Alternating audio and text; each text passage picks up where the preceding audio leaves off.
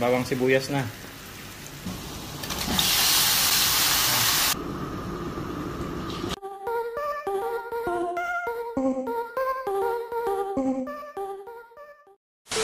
Tayo ngayon ng adobong bibe. Ilocano style. Ano? May iba naman kaysa sa regular na adobo. Ngayon, ayusin lang natin yung bibe muna. Tsaka prepare natin yung ingredients. Para dire-diretso lang ang luto mamaya. Ilocano na lang para tayo. May pagkakaiba. Tapos ngayon, ayusin lang yung bibe. Tanggalin natin yung taba. Kahit sa manok, ganito rin yung pwedeng gawin. Tanggalin yung taba para hindi masyado. Tapos ito na rin yung gagamitin nating pang mantika mamaya. Para hindi na tayo magdagdag. Puro-puro lang. Egg, tsaka dun sa may bandang puwitan. Ito yung mga pwedeng tanggalin na taba. Laki pala, no? Malaki nga yung pato dito pero yung iba yung may kung sanay sa sa bibi ng probinsya, iba yung lasa. Ito yung mga farm. Magkaiba ba yung pato sa bibi? Yun na din yun, kuya. Yun yung itik, yung iba. Itik, yung itik pagkaiba. Yun yung tawag sa amin. Kaya yun din yung pagkakalam ko, magkaiba. Ito pato talaga ta? Ito pato to. Pato bibi. Yung itik, yun yung sa balot. Yun yung nangingitlog. Yan yung malangsa. Yun yung mas maanggo, kundi yung karne. Pag di ka marunong magluto, no? Okay. Yun yung... Ito yung gagawin mong BB oil. BB oil. Hindi pato oil. BB oil na. Sana may iba naman. BB oil. BB oil tayo ngayon. Kasi kung gamitan mo ng ibang dagdagan mo ng mantika, hindi iba yung mas kulang yung lasa. Kung ito, at least puro-puro yung lasa ng bibe. Kailangan sariling mantika. Sariling mantika. Ang gigisa sa kanya. Pero mamaya, magmamantika rin to. Mas marami na naman. Kaya, ito yung pang-start lang. Oo. Parang pang-start lang natin. Maninipis lang para mabilis lang magmantika. Bakit mo ginaganyan? Ngayon, kaya tutustahin to kahit nabalatan saka kahit wala ng balahibo, mas lalabas yung amoy ng bibe. Mas mabango yung karne niya. Kumpara yung aroma, sabi nila. Mas lalabas. Kahit hindi masyadong matusta, basta medyo magmantika lang para lumabas yung amoy ng karne. Kasi kung hindi makalabas yung amoy ng karne, parang nagadubo ka lang din ng normal. Kaya ito, habang meron, sige, gagawin na natin. Para hindi, mas malasa siya mamaya. Para mas masarap yung ulam natin. I feel nauseous, believe me.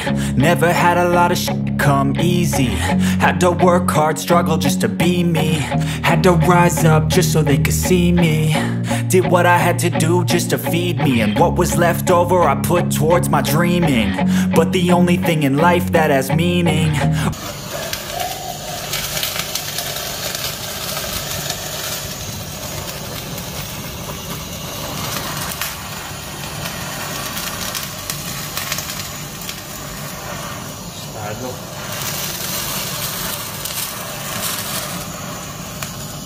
Yung ganito lang yung hinahanap natin, yung medyo may kulay.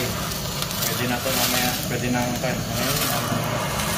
i-chop mamaya bago natin idaan sa luto. Ready to chop na tayo, tapos na nating tusukan konti yung manok. Pwede na. Hindi manok yan. Ay, pato. Wrong.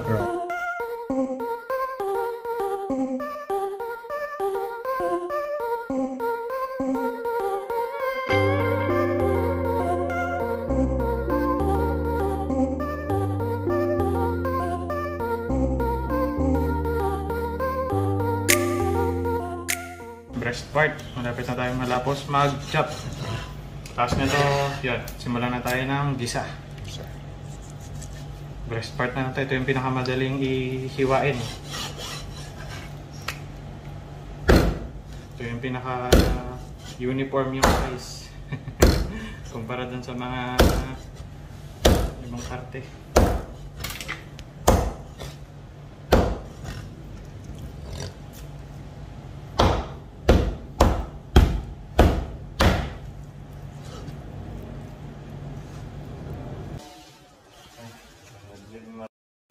So ito yung kailangan natin para sa adobong bibi natin.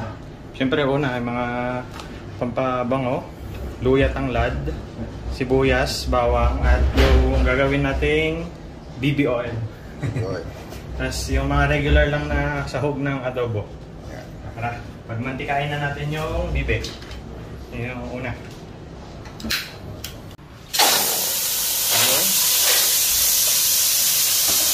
Ganun. May nanginit agad. Tapos lagyan na ng asin para may lasa yung mantika mamaya.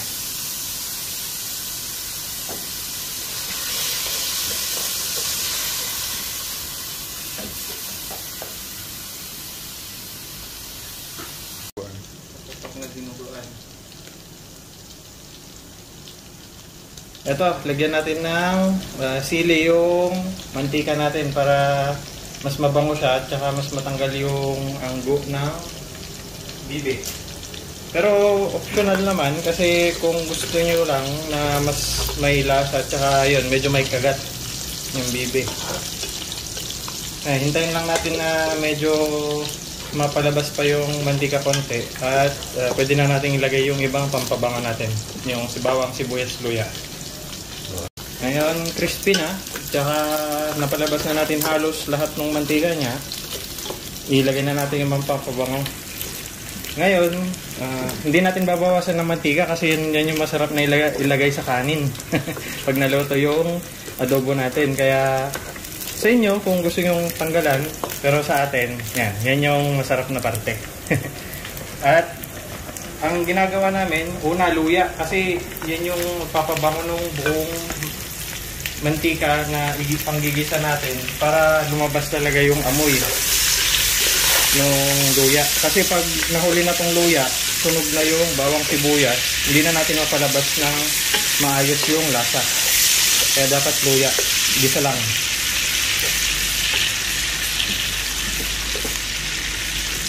Total pan. Nakuha na natin yung napalabas na natin yung chicharon natin, chicharon skin ng bibi.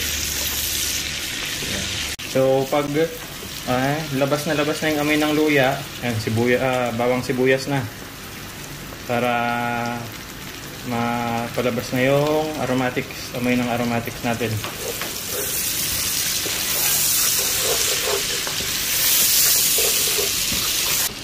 Bilis lang maluto yung bawang kasi manipis yung pagkakahiwa. Lagyan na natin yung sibuyas.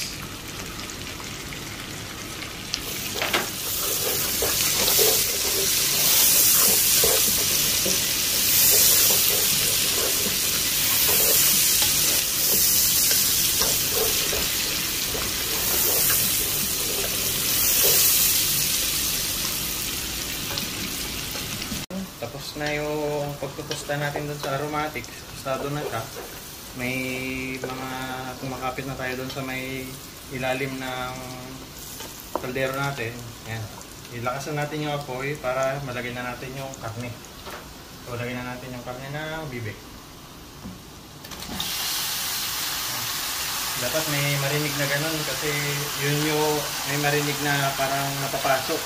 Kasi yun yung magpapalabas pa nung lasa nung putahin natin. Pwede na kayong maglagay ng asin, pero pwede rin namang mamaya kasi pagpapawisin pa rin naman natin ulit to. Papalabasin pa natin yung taba ng mga balat na hindi natin na palabas tulad nito. Palabasin natin. Yung timpla, yun, adjust nyo na lang. Depende na lang sa timpla na gusto natin.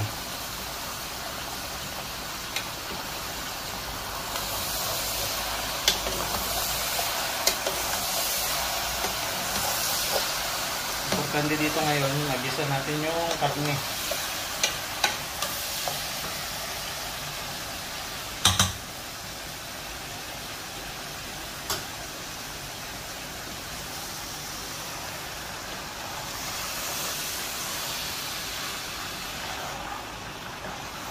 Well, expect talaga natin, magtutubig siya, kaya okay lang yun, walang problema dun.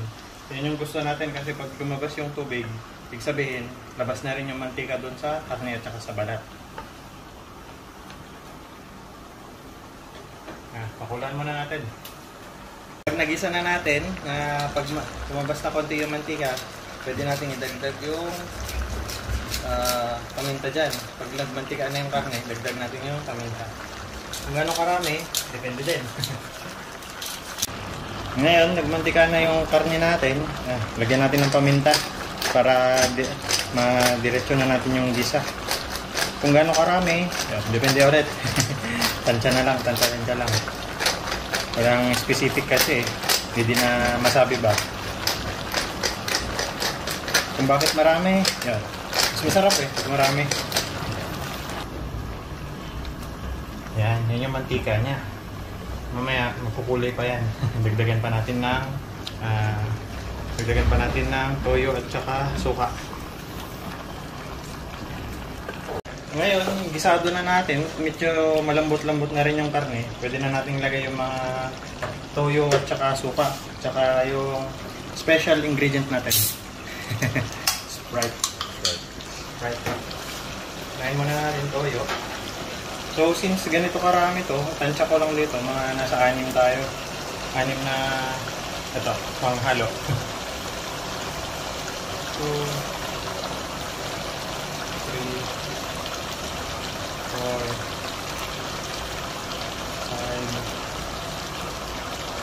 6. Tapos, sa suka, kasya na siguro yung isa dito para hindi masyado maasim. More than isa.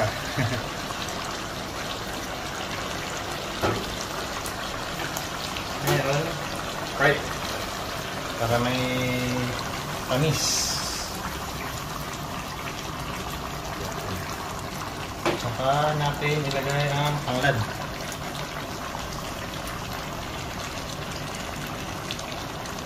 Ang tanglad yan, natin sa gitna. Tabunan natin ng karne para yan, lumabas yung lasa. Medyo time consuming lang siya pero sulit mamaya pag naluto natin. Yan, palambutin na lang natin hanggang sa gano'ng kalambot na gusto ninyo din. Sa amin mamaya pa naman. Tapos yan, check natin.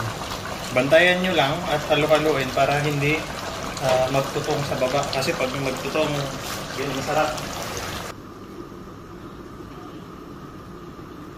Okay na. May mantika na, natimplahan na. Tapos lumambot na rin. Tingnan na lang natin ngayon. Habang mabango-bango pa.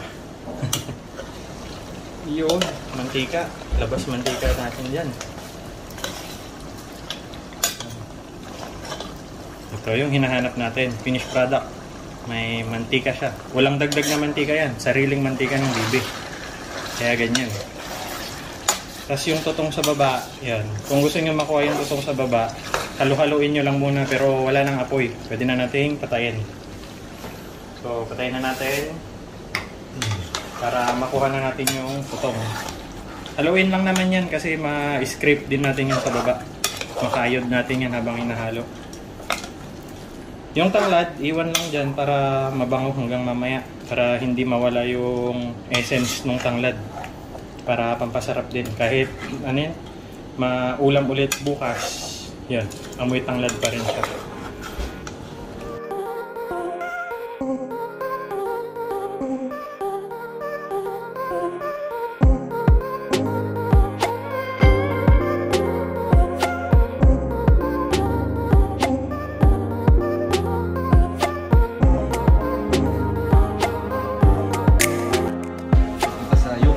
Di na maayos na biyahe po yung Pilipinas.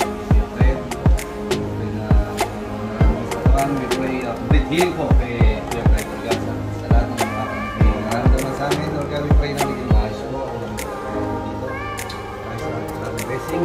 And we praise you, Lord. In Jesus' name we pray. Amen.